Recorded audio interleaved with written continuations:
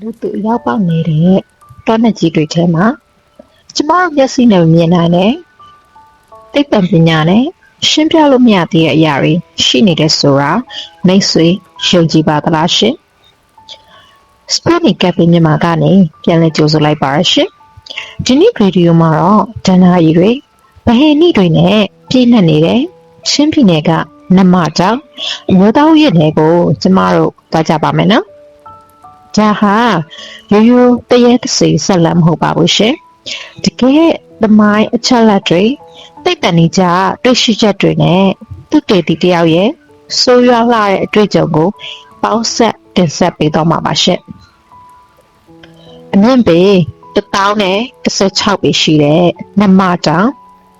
ခေါ်နှုတ်ဆုံဟာမြန်မာနိုင်ငံမှာကတွေ့ရတတ်တဲ့ရှားပေါင်းတစ်ခွမျိုးစိတ်တွေနဲ့မျိုးစိတ်တွေကျက်စားရာနေရာပါဒါဟာအားလုံးသိထားတဲ့ချက်ပါပဲဒါပေမဲ့လူသိနေတဲ့သမိုင်းတစ်ခုရှိနေပါတယ်1920ပြည့်လွန်နှစ်တွေတုန်းက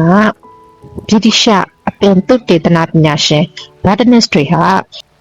တောင်တန်းတွေပေါ်မှာကျိန်းနေပြီးစောက်ပြီးသုတေသနလုပ်ခဲ့ကြပါတယ်အဲ့ဒီတဲအိမ်တွေထဲကတချို့ကတော့အခုချိန်ထိတောနဲ့ကြီးတွေထဲမှာဆွေးမြေ့ပျက်စီးလျက်ကျန်ရှိနေစေပါပဲအဲ့ဒီထဲကမှအနက်ရှိုင်းဆုံးဂျက်ကပါမှာစောက်ထားတဲ့တဲအိမ်တွေတစ်လုံးရှိပါတယ်အဲ့ဒီတဲအိမ်ကိုသွားတဲ့သူကအကောင့်ပကတိပြန်မလာခဲ့ကြပါဘူးလို့ဒေသခံတွေကဆိုပါတယ်2023ခုနှစ်ဆောင်းတွင်မှာရုက္ခဗေဒသုတေသီဒေါက်တာလင်းဟာမုံလုံးမိုင်းလို့ခေါ်တဲ့ရှားပါတစ်ခွမျိုးစိတ်ကိုလေ့လာဖို့အတွက်အဲ့ဒီတဲအိမ်ဟောင်းလေးစီကိုဒေသခံလမ်းပြဥစ္စာနဲ့အတူရောက်လာခဲ့ပါတယ်။အပူချိန်ကတော့9 degree centigrade လမ်းပြဥစ္စာကတော့အိမ်ထဲမှာမအိပ်ပါဘူး။သူပြန်ဆင်းမသွားခင်ဒေါက်တာလင်းကိုတေချာမှားသွားတဲ့စကားတစ်ခုကတော့ဆရာညဘက်အပြင်ကနာမည်ခေါ်ရင်လုံးဝတမထူနဲ့တော့တဲ့ဒီနေရာမှာဘ ഹു တုတ္တအနေနဲ့ပြောရမယ်ဆိုရင်အလင်းရောင်မရတဲ့တောနှစ်ကြီးတွေထဲမှာညဘက်နာမည်ခေါ်တဲ့ကြားရင်မထူရဘူးဆိုတာမြန်မာတောလိုက်မုတ်ဆိုတွေရဲ့ရွှေစီမင်းစကန်ပါပဲရှင့်ဒါကိုသိပ္ပံနည်းကျရှင်းပြရင်နော်တောနှစ်ထဲမှာနေတိုက်တန်တွေဟာတောင်ကြားတွေတပင်တွေနဲ့ရိုက်ခတ်ပြီးတော့လူအတန်းနဲ့ဆင်တူတဲ့အတောင်လိုက် infrasound တွေဖြစ်ပေါ်တတ်ပါတယ်ဒီ infrasound တွေဟာလူရဲ့နားစီကိုတုံခါစေပြီးတော့မသိစိတ်ထဲမှာထိတ်လန့်မှုကိုအလိုလိုဖြစ်ပေါ်စေပါတယ်မတန်ည7 နာရီအခါမိုးမှာတခုခုရှိနေတယ်တကန်ကြတာတော့မဖြစ်နိုင်ဘူးလူတယောက်လမ်း6နေတဲ့အတန်မျိုးနောက်နေ့မနက်မှာတော့ဒေါက်တာလေးဟာကျဲအိမ်ရဲ့ကျမ်းမြေအောက်ကနေပြီးတော့တန်ကြီးတက်နေတဲ့တန်ထတစ်ခုကိုတွေ့ရှိခဲ့ပါတယ်အဲ့ဒီအထက်မှာ1924ခုနှစ်ကရေးသားခဲ့တဲ့ဗြိတိရှရုက္ခဗေဒပညာရှင်အော်တာရဲ့နေ့စဉ်မှတ်တမ်း diary လေးပါလာပါတယ်နိုဝင်ဘာ14ရက်1924ခုနှစ်ညဘက်တွေဆိုကြော်ရဲကနေစုံတယောက်ကငါ့ကိုစိုက်ကြည့်နေတယ်လို့မျိုးခံစားရတယ်။မင်းညကတစ်ပင်တွေပေါ်မှာလန်းလန်းနေတဲ့အစိမ်းရောင်မျက်လုံးကိုတွေ့တယ်။အာတာရဲ့မှတ်တမ်းတွေကအစိမ်းရောင်လင်းလန်းဆိုတာဘာဖြစ်နိုင်မလဲ။နမတောင်တောအုပ်တွေထဲမှာ bioluminescent ပန်ဂျင်းလို့ခေါ်တဲ့ညဘက်မှာအလင်းရောင်ချုံလွှတ်နိုင်တဲ့ပုံမျိုးစိတ်တွေရှိပါတယ်။ဒါမှမဟုတ်တောကြောင်တွေရဲ့မျက်လုံးက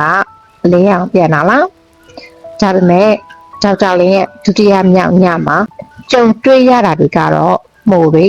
တောကြောင်တွေနဲ့လုံးဝမဆိုင်တော့ပါဘူး။ညတကောင်ရမှာဆိုးရတဲ့မောင်နှိုက်တစ်ခုဝင်လာပါတယ်။မျက်စိလက်သွားတဲ့အလင်းတက်အောင်မှာဒေါက်တာလေးဟာသူ့ရဲ့ပတင်းပေါက်အပြင်ဘက်မှာမတ်တက်ရနေတယ်။အလံမြင့်မာတဲ့အရိပ်မဲကြီးတစ်ခုကိုတွေ့လိုက်ရပါတော့တယ်။အဲ့ဒီအချိန်မှာပဲ ကျမ်းမြင့်အောက်ကနေပြီးတော့ဆွေးမြည်နေတဲ့အတန်ကြီးနဲ့လေဆရာရဲ့လို့ခေါ်တဲ့ကိုကြားလိုက်ရပါတယ်။ဒေါက်တာလေးဟာအသိစိတ်လွတ်သွားသလိုဖြစ်ပြီးကင်မရာကိုပောက်ဆွဲပြီးတော့ကျဲအိမ်နောက်ပေါက်ကနေအမှောင်တို့တွေကိုထွက်ပြေးသွားခဲ့ပါတယ်။နောက်နေ့မနက်မှာ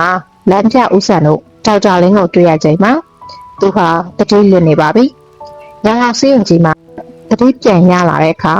ဆရာမလေးကသူ့ရဲ့အဆုတ်ထဲမှာရှေးဟောင်းတစ်သားကနေထွက်တဲ့ရှာပါအစိတ်တဲ့မှုပူ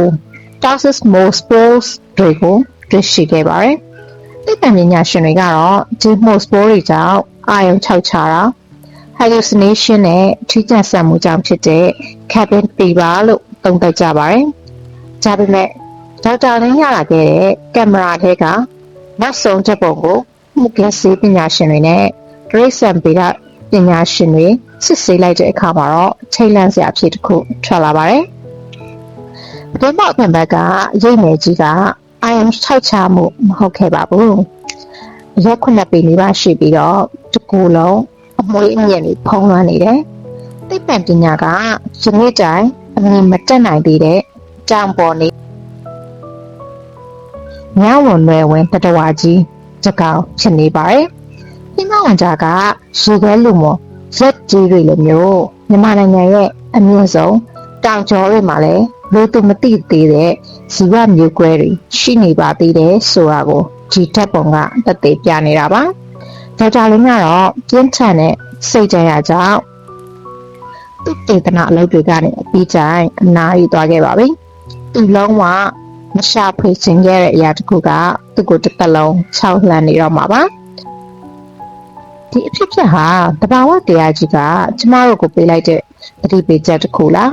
။ကြည့်ရှုသူမိတ်ဆွေတို့ရောနမတောင်ရဲ့တောနက်ကြီးတွေထဲမှာဘာတွေပေါ်အောင်နေရလို့ထင်ပါတယ်လဲ။ကွန်မန့်မှာဆွေးနွေးပြကြပါအောင်ရှင်။ဒီနေ့ Spooky Cabin မြန်မာရဲ့တင်ဆက်မှုကိုအဆုံးထိကြည့်ရှုပေးတဲ့အတွက်ကျေးဇူးအများကြီးတင်ပါတယ်ရှင်။ Like and subscribe လေးနှိပ်ဖို့လည်းမမေ့ပါနဲ့အောင်နော်။